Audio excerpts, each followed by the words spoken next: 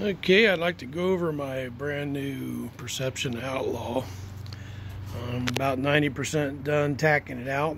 I just thought I'd go over. A lot of people had questions about the Outlaw and how people are tricking it out. And I guess I'd start with the first thing I did was I added the Striker 4 fish finder from Garmin. I've mounted it up here. Don't know if that's going to be permanent. I'm afraid I'm going to hit it with my foot or get hit by a branch. So I don't know. We'll see how that goes. These little ram mounts for Perception, $25. Not worth it. Find something else. I'll never buy another one. They screw in, but they easily unscrew. I had the fish finder mounted on there, and I bumped it and it started unscrewing. I thought, well, that's a good way to lose your fish finder into the pond. So I decided not to go that route. The Outlaw has a very nice transducer mount under the boat. It's protected by the hull. Very nice. That was the first thing I did. Second thing I did was add the anchor trolley. I saw somebody recommended putting some bungee here. They said it absorbs a lot of the shock. I don't like drilling holes in my kayak. I used well nuts for the pad eye here. These pulleys, when you install one of these, the pulley is 90% of how easy it is to slide. I'll jump up here, I'll show you the other style pulley here. These pulleys here, they don't work. They're just, I tried every way to fasten that on there, and I went ahead and ordered more pulleys like on the other boat. But anyway, so got the anchor trolley on there. These pole holders made of PVC. They came from my old boat.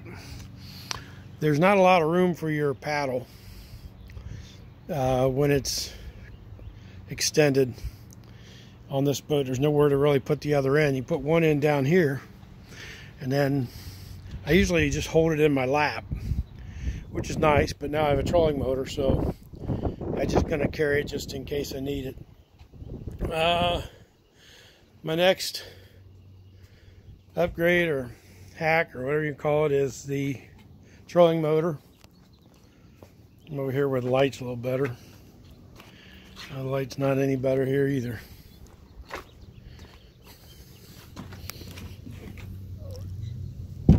Okay. This is just some HDPE cutting board I got from Marshall's. It's 3/8 inch thick. I had just laying around. I was going to use it for another project and decided not to. Had to add the Harmony 5-inch hatch. Comes with a bag.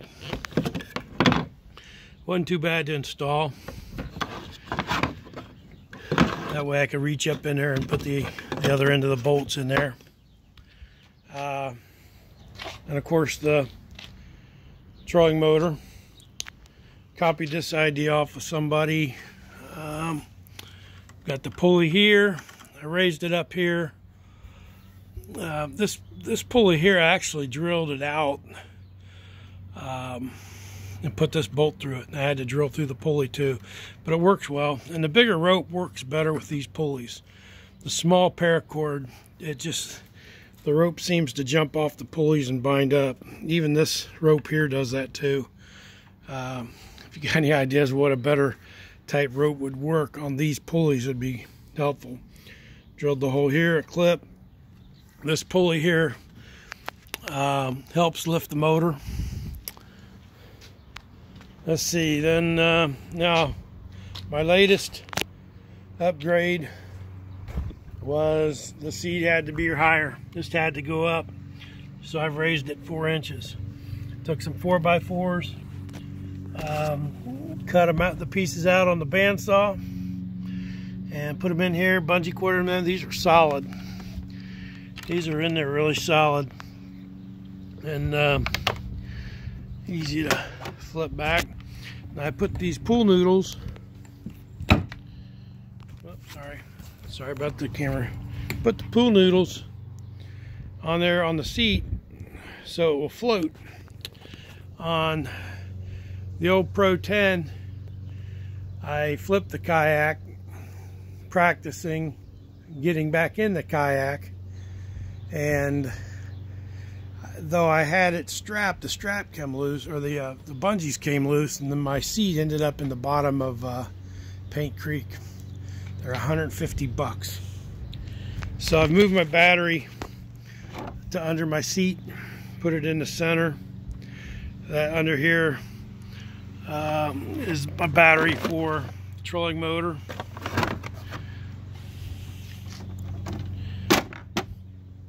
Got plenty of storage under here. Raising the seat makes it easier to access these tackle boxes from the side or even from the front. My wife bought me the saddle bag here. That's for lunch. I won't put any fish tackle or anything smelly in that. Only lunch. So I had some leftover HDPE sheets from making stencils, and I'll take these out here. These are for my tackle boxes, and I just used a heat gun, cut it to length. I used a heat gun to shape it. Just, you know, applied the heat here, rolled it around. And I was originally going to use rivets to bring the end together, but the rivets that I had were too short. And so I decided to go ahead and just weld it. And the weld actually came out pretty good. It's strong. Then added the bungee cords here, inside and outside. So for now, that's it. Now the steering, I've had the boat on the water one time with the trolling motor, and every time I put it in reverse, it would kick up. So I decided I'm not going to clamp this anymore. The shaft is supposed to be composite, supposed to be able to handle it if you hit something. Of course, if you hit something at 3 miles an hour, you're not going to hurt anything. So bungee corded this PVC pipe onto the seat. This U-joint tiller extension works like a dream. You know, if I want to turn to the right, I just push the tiller out to the right. Turn to the left, go to the left. Then I've marked here which way is forward and reverse. Yeah, right now here's my lift system. Right now I think I'm in the, well, let's see. Yeah, we just pull that and latch it. And now the motor's all the way up. Pretty easy. Now I've got coming, I'm going to put one of those inline cleats right here. So the line will just fit in there, and that I can get rid of this pulley system, and I can just lift and lower the trolling motor from the seat real easy. Right now I think that's it. Oh, well, one more thing. My cart. Let me see if I can't demonstrate how that goes. I want to get the cart out. Go ahead and tilt the motor.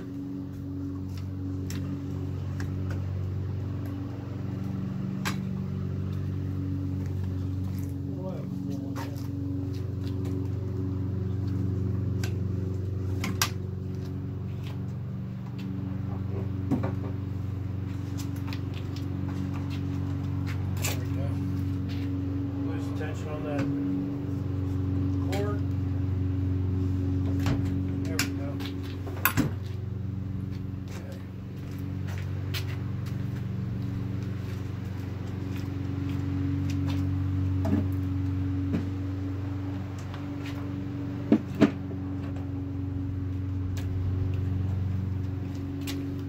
about that. One of the flaws on this boat is that the front comes to a point like this. So if you lift the rear end up, it's just going to tilt side to side. So you need to put a bucket or something, or a milk crate up under the front handle to stabilize the boat for when you lift it up.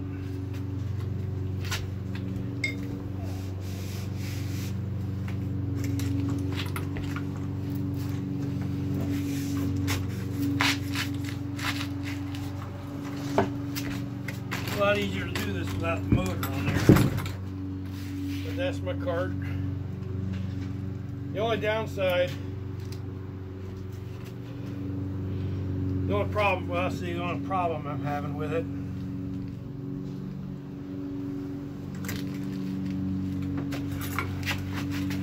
with the cart is, that sucker's heavy.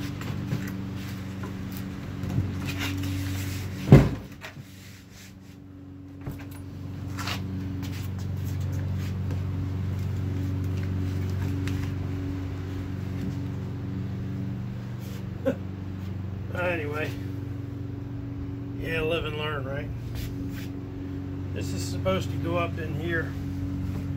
The only problem is when you're backing the boat up and the wheels catch a lip, like here in my garage, the cart wants to stop and the boat wants to keep going. So I used a piece of rope here to tie it back here to prevent that from happening. It's still a work in progress. Like I said, it's a lot easier to put that cart under there when the motor's not on there.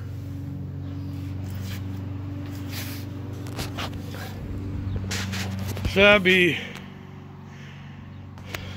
let's see. I'll just show the rays here in the back. I've added a pad eye here so I can lash my paddle,